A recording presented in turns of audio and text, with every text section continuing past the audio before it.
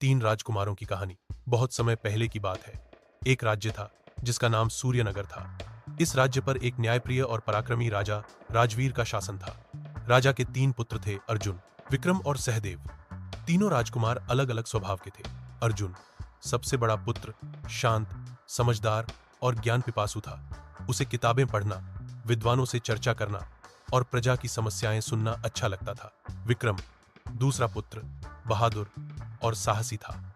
उसे युद्ध कला, घुड़सवारी और शिकार का बहुत शौक था।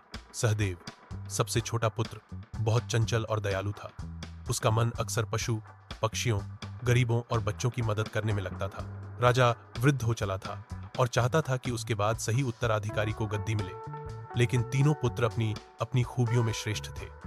राजा ने सोचा, क्यों न इन्हें परखा जाए कि कौन सबसे योग्य है। परीक्षा की योजना। एक दिन राजा ने दरबार में तीनों राजकुमारों को बुलाया और कहा, बेटों, मैं अब बूढ़ा हो गया हूं। यह राज्य तुम में से किसी एक को सौंपना चाहता हूं, लेकिन इसके लिए तुम सबको मेरी एक परीक्षा देनी होगी। तीनों राजकुमार आश्चर्यचकित होकर बोले, परीक्षा कैसी, पिताजी?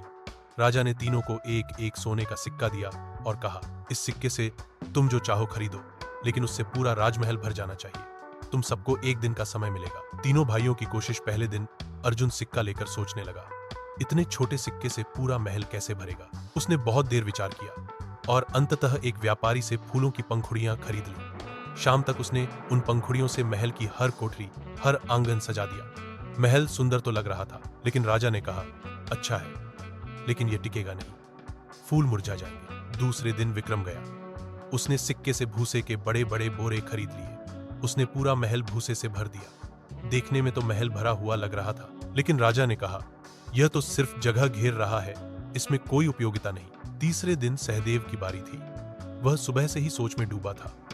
शाम को उसने एक दिया, दीपक और थोड़ी सी तेल की बाती खरीद ली। जब अंधेरा हुआ, उसने दीपक जलाया और उसे महल के बीचों बीच रख दिया। देखते ही देखते दीपक की लौ ने पूरे महल को रोशनी से भर दिया। राजा मुस्कुराया और बोला, सहदेव, तुमने सबसे बड़ी सीख दी है। थोड़े साधन से भी यदि बुद्धि और दया का प्रयोग हो तो अंधकार मिटाया जा सकता है। यही एक सच्चे राजा का गुण है। असली परीक्षा। लेकिन राजा यही नहीं रुका। उसने सोचा, केवल एक चालाकी से निर्णय लेना ठीक नहीं होगा। इसीलिए उसने एक और परीक्षा ली। राजा ने तीनों पुत्रों को आदेश दिया, कल सुबह तुम तीनों जंगल जाओ और वहां जो पहली वस्तु मिले उसे लेकर वापस आओ। अगले दिन तीनों निकले। अर्जुन को जंगल में एक घायल बूढ़ा से मिला। उसने उन्हें अपने कंधे पर उठाकर राजमहल तक पहुंचाया। विक्रम को जंगल में एक शेर मिला। उसने उससे मुकाबला किया और उसे वश में कर लिया। शेर को बांधकर वह महल में ले आया। सहदेव को जंगल में एक भूखा बच्चा मिला। उसने अपने पास का खाना उसे खिला दिया और बच्चे को सुरक्षित राजमहल लेकर आया। राजा ने तीनों की उपलब्धियां देखी। अर्जुन ने विद्वान और बुजुर्ग का सम्मान किया। विक्रम ने अपनी शक्ति का परिचय दिया और सहदेव ने दया और सेवा भाव दिखाया। उत्तराधिकारी का निर्णय। राजा ने कहा, राज्य को चलाने के लिए 3 गुण आवश्यक हैं, ज्ञान, पराक्रम और करुणा। अर्जुन में ज्ञान है, विक्रम में वीरता है और सहदेव में करुणा है। लेकिन सबसे बड़ा गुण करुणा है, क्योंकि दया के बिना न ज्ञान टिकता है न वीरता। सहदेव, तुम इस राज्य के योग्य उत्तराधिकारी हो। यह सुनकर अर्जुन और विक्रम भी प्रसन्न हुए।